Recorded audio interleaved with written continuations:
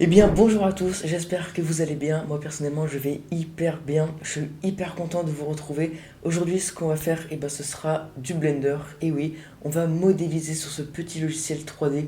Vraiment, je n'attends que ça. Aujourd'hui, et pendant toute une série de vidéos, ce que je vais faire, c'est que je vais suivre un tuto qui nous vient tout droit de l'anglais Blender Guru, donc peut-être que vous connaissez. Bref, trêve de bavardage, et on commence sans plus tarder. Allez, c'est parti. Eh bien, regardez tout simplement. Là, on peut voir que il y a 14 parties, 14 vidéos. Encore, ça peut le faire, mais le problème, c'est que elles durent toutes 12 minutes. Enfin, 12 minutes, pas du tout. Elles durent vraiment 20 minutes, parce que je dis 12 parce que j'ai vu partie 12 ici. Elles durent à peu près 20 minutes. Là, ça va jusqu'à 26 minutes. Encore une fois, c'est terrifiant. Et franchement, il a l'air plutôt pas mal, hein, regardez. Résultat final, je sais pas vraiment si j'ai le droit de faire ça, mais je vais le mentionner. Attends, hop, on va. Regardez, regardez-moi ça. C'est quand même un petit banger. Euh, donc voilà ce qui nous attend tout simplement. Voilà ce qui nous attend. Donc je suis trop content. Il commence par supprimer ce cube. Donc là, bam. En plus, il y a beaucoup de raccourcis sur Blender, donc ça va être compliqué à retenir. Hop, donc ensuite, add torus. Donc là, on peut voir qu'on a un torus, donc ça ressemble déjà vaguement à la forme du donut. Ok, donc là, on doit commencer par mettre 32 minor, non, major, et ensuite il explique 12 minor. Et voilà, donc là je clique. Oula, qu'est-ce que j'ai fait? Et voilà, et donc là je clique, et la première étape est finie. Donc là j'ai déjà une forme qui ressemble quand même pas mal aux donuts, hein. On reconnaît un petit peu la forme un petit peu ronde, avec un petit trou au milieu. Donc c'est cool quoi. Il vient de présenter un hack, il est incroyable. Si je prends mon objet, que je clique right et que je fais shade smooth, regardez-moi ça, hein. Oh là là. D'ailleurs, j'y pense, j'ai oublié carrément de vous présenter Blender.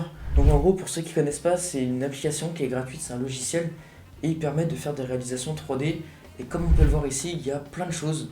Modeling pour faire tout simplement pour donner un petit peu la forme qu'on veut, parce que là on peut voir par exemple qu'il y a plein de faces. Et c'est ce dont je vous parlais tout à l'heure. Imaginez avec 256 faces. Ça serait vraiment une galère, donc c'est pour ça que je vous disais que c'était compliqué. Il y a sculpting pour sculpter, UV editing, alors ça je sais pas du tout ce que c'est, texture paint, donc ça doit être la peinture, il y a shading, qu'est-ce que c'est que ça, je ne sais pas du tout. Ensuite il y a l'animation pour animer les objets, parce que on peut aussi faire un petit peu d'animation d'objets. Rendering, ça doit être le rendu, donc là je crois qu'on a été à la place d'une caméra, parce qu'il y a une caméra aussi pour voir un petit peu le résultat final. Compositing, donc c'est la composition, et geometry modes. Voilà, il y a plein de trucs. Scripting, alors ça je crois que c'est plein de boîtes de dialogue, c'est du codage tout simplement. Donc voilà un petit peu tout ce qu'on peut faire, et c'est quand même un logiciel vraiment euh, assez compliqué à maîtriser, parce qu'il y a plein de choses, et dans ces catégories là, il y a plein de choses différentes encore. Et du coup c'est pour ça que c'est un logiciel qui est quand même assez compliqué. En fait quand on regarde sur le côté avec Shade Smooth, on voit que c'est pas droit quand même. Enfin, on voit que ça fait quand même quand même comme ça un maillage, il appelle ça quand même assez raide. Et du coup, il y a une option pour modifier ça. C'est dans les modifiers. Là, c'est fait Generate Subdivision Surface. Ah, et là, on peut voir, regardez, c'est tout simplement beaucoup plus.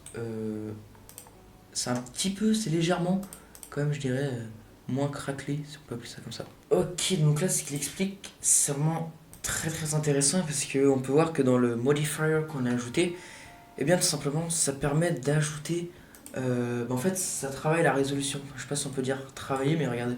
Si j'ajoute, donc dans Levels Viewport, je sais pas si vous voyez bien, tout simplement, ça ajoute des faces. Regardez. Et du coup, oh là là, mais par pitié, ça ajoute des faces et du coup, ça fait un rendu vraiment beaucoup plus lisse, beaucoup plus smooth. Il vient de me présenter un truc de fou, vraiment. Donc là, c'est le Proportional Editing.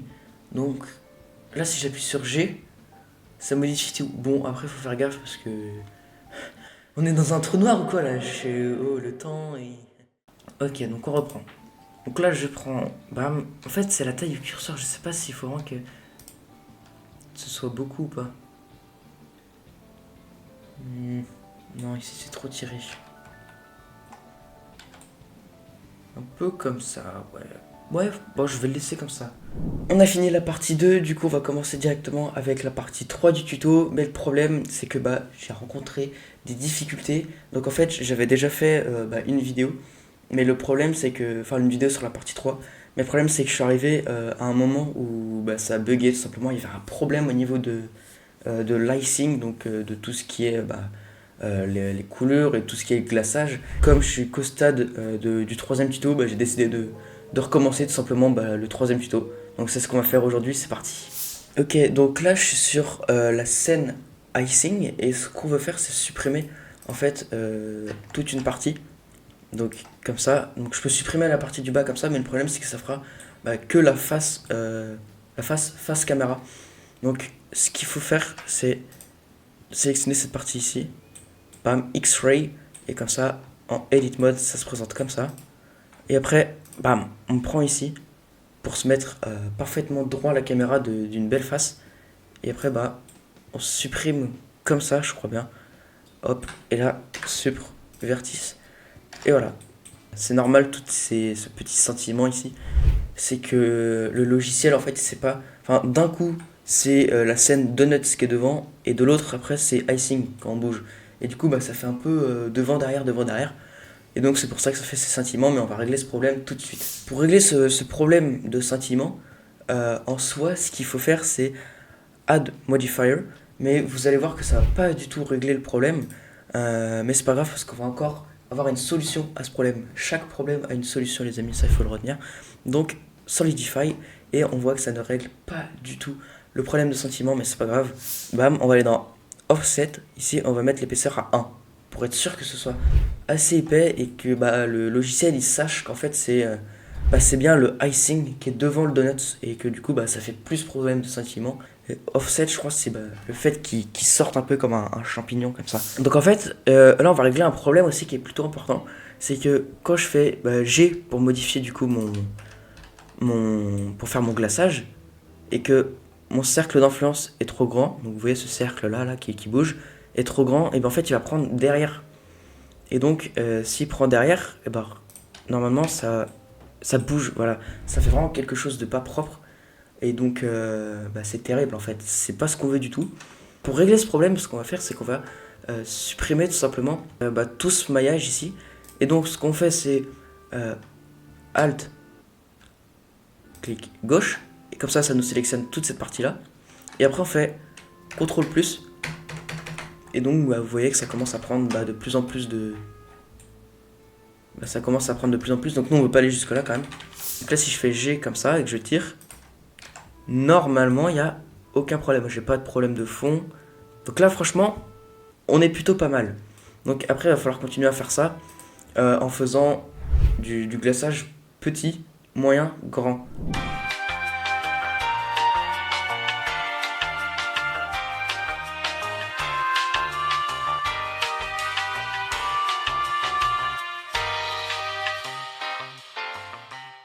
Et voilà, je pense que là il est plutôt pas mal, hein. Il a un petit aspect, je trouve, assez naturel. Il y a, regardez, on peut voir qu'il y a grand, moyen, grand. Après on repart un peu sur de petits, ça remonte, moyen, petit, grand. Et franchement je trouve ça pas mal ces petites variations. Vraiment là je suis trop content, tout fonctionne comme il faut. Et donc maintenant on va ajouter le glaçage, on va ajouter les coulures. Mage, je sélectionne un autre point. En fait, j'ai peur quand je vois plus le trait, l'arête, je sais pas trop comment appeler ça, quand je ne vois plus cette ligne. Ça me fait un peu peur, je vous avoue. Et voilà, là j'ai une coulure. Oh, l'accomplissement, c'est un accomplissement les amis, c'est un accomplissement. Donc, image, comme ça, voilà. On a une grande coulure, là on en a une moyenne, là on a une petite, là on a rien, là on a une moyenne, une petite, et on revient sur la grande. Donc j'ai déjà un petit peu commencé le montage de la vidéo, et je pense que du coup on va s'arrêter là. On va se laisser là-dessus, sur ces petites images du Donuts. Et puis moi je vous dis à bientôt pour une prochaine vidéo.